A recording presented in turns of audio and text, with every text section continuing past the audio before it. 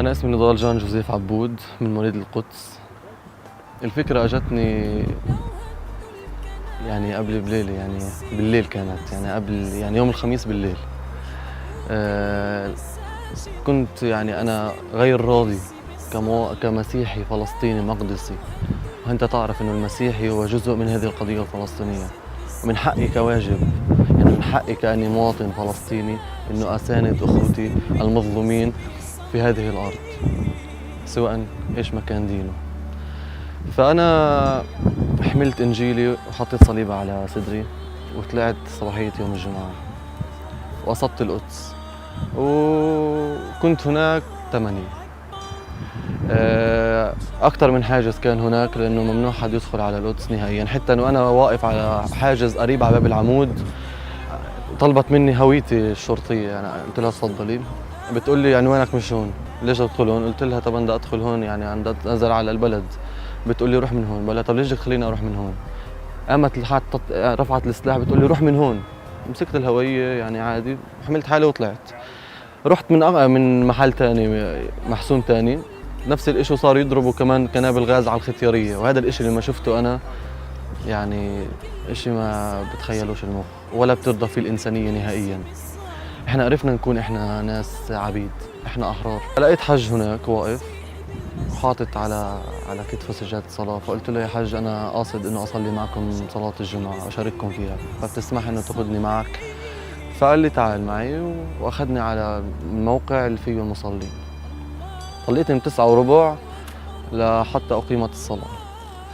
طبعا خلال هاي الفترات كانت فترات رائعة من ناحية الخطابات ومن ناحية الوحدة والمحبة ضد الاحتلال. كان يقبلنا بالضبط، كان ينظر لنا نظرة إنه إحنا مش بشر، إحنا إرهاب.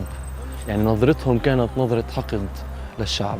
أول ما فتحت الإنجيل، أول ما أحكوا الله أكبر فتحت الإنجيل، أول آية أجتني بالإنجيل هي عن المحبة والأخوة، عن المحبة اللي كان يوصينا فيها سيد المسيح، وبديت فيها. أحلى شعور كان، يعني أحلى شعور بمرق علي في هالدنيا كلها، يعني أحلى شعور، يعني شعور لا يوصف حسيت فيه بهاي اللحظة، خاصة إنه إحنا كلنا بنحكي كلمة واحدة هي يا رب. بتعرف شو يعني كلمة يا رب؟ يعني فيش ولا ظالم بهالدنيا بيقدر يوقف بيننا. لما أنا كنت أصلي صدقني ما كنت أطلع نهائياً على المصلين، لأنه كنا أنا وياهم كنا كيف بدي أقول لك يعني زي صلاة روحانية، صلاة تلامس الله يعني كده أقول لك دايركت، يعني مباشرة. يا رب حررنا من الظلم، يا رب يكون مع الفقير، يكون مع الأسير، يكون مع الشهيد. يا رب قوي كل أم خسرت ابنها، يا رب قوي كل أب يعني فقد أولاده.